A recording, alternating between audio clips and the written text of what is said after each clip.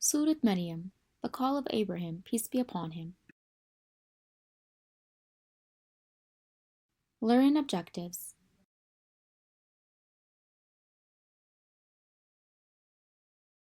Assalamu alaikum, my dears, how are you? It's great to see you again. Today I will teach you a new lesson titled Surah Maryam, the call of Abraham, peace be upon him, to his father, which discusses the topic of Abraham's, peace be upon him, call to his father. So let's get started. Allah the Almighty says in Surah Maryam of the Holy Quran, it mentioned in the book, O Prophet, the story of Abraham. He was surely a man of truth and a prophet. Remember when he said to his father, O dear father, why do you worship what can neither hear nor see, nor benefit you at all? O dear father, I have certainly received some knowledge which you have not received, so follow me, and I will guide you to the straight path. O dear father, do not worship Satan. Surely Satan is ever rebellious against the most compassionate. O dear father, I truly fear that you will be touched by a torment from the most compassionate and become Satan's companion in hell. Let's go through a few things we can learn from these noble verses. The power of reasoning. Abraham, peace be upon him, used logic arguments to explain why his father should abandon idol worship. This teaches us the importance of using our reasoning abilities to understand and explain things to others. Standing up for what's right.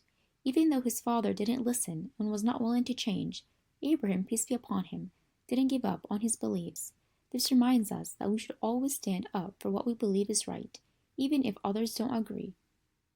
Trust in Allah Almighty. Abraham, peace be upon him, trusted in Allah's guidance and continued to do what he believed was right, despite the challenges he faced. This teaches us to have faith and trust in Allah, even when things are difficult. So the story of Abraham, peace be upon him, and his call to his father in the Holy Quran encourages us to be respectful, share goodness, and use our reasoning, stand up for what's right, and have trust in Allah's guidance in our lives.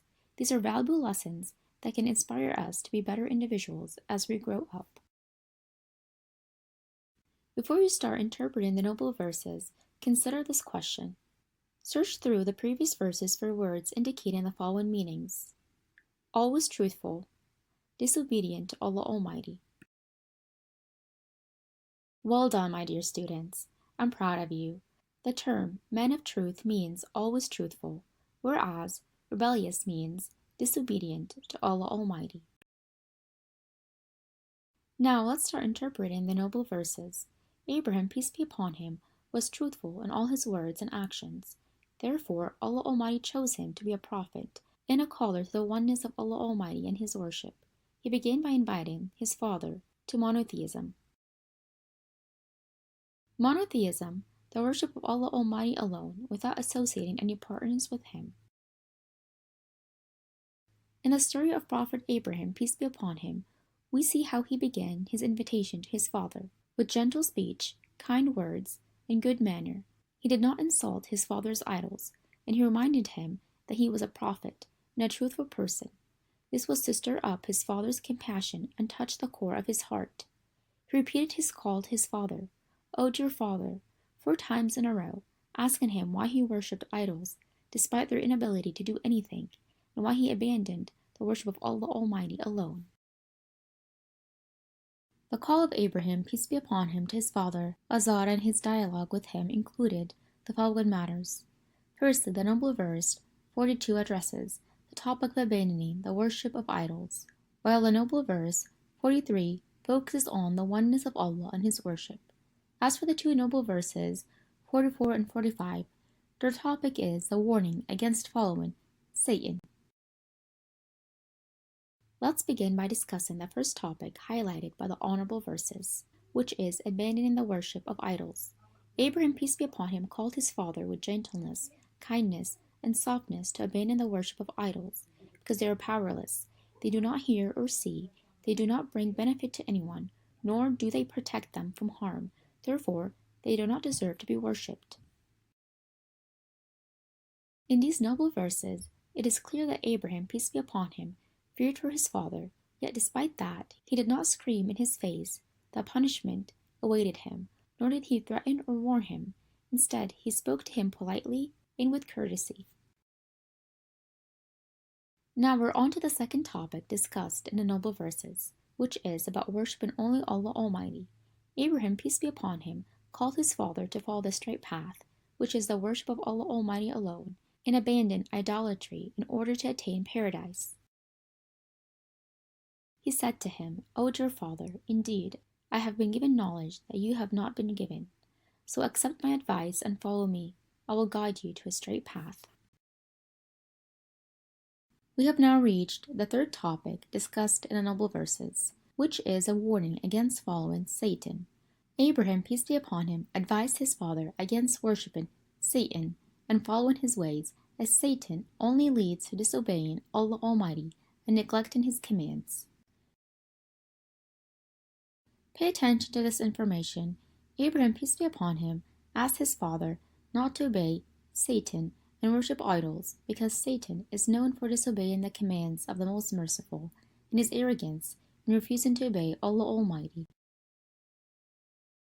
Abraham, peace be upon him, warned his father, Azar, about the evil consequences of worshipping Satan and dying in disbelief. He feared it would lead him to punishment of Allah Almighty. We must not take that Abraham, peace be upon him, used the method of dialogue in questioning and inviting his father to the worship of Allah Almighty in order to stimulate his thinking and alert him that idols do not deserve worship, presenting to him the evidence, proof, and argument for this. Now, after reading the noble verses, think about this question carefully.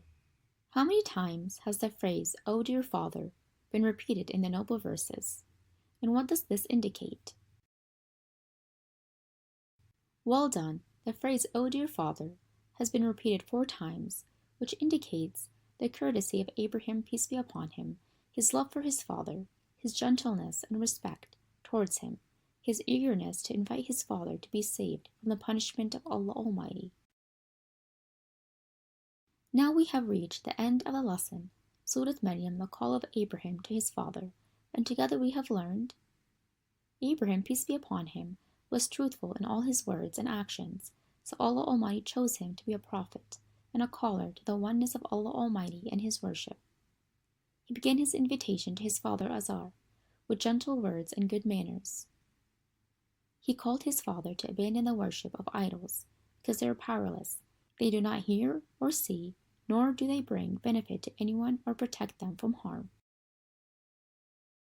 We also learn that Ibrahim, peace be upon him, advised his father against worshipping Satan and following his ways, as Satan only leads to disobeying Allah Almighty and neglecting his commands. He used the method of dialogue in questioning and inviting his father to the worship of Allah Almighty to simulate his thinking and alert him that idols do not deserve worship. The phrase, O dear Father, was repeated 4 times in the noble verses, indicating the courtesy of Abraham, peace be upon him, his love for his father, and his gentleness and respect towards him. We have now come to the end of our lesson today. My friends, I hope you have learned something useful today that will surely benefit you in this world and the hereafter. Goodbye for now. I will see you in the next lesson.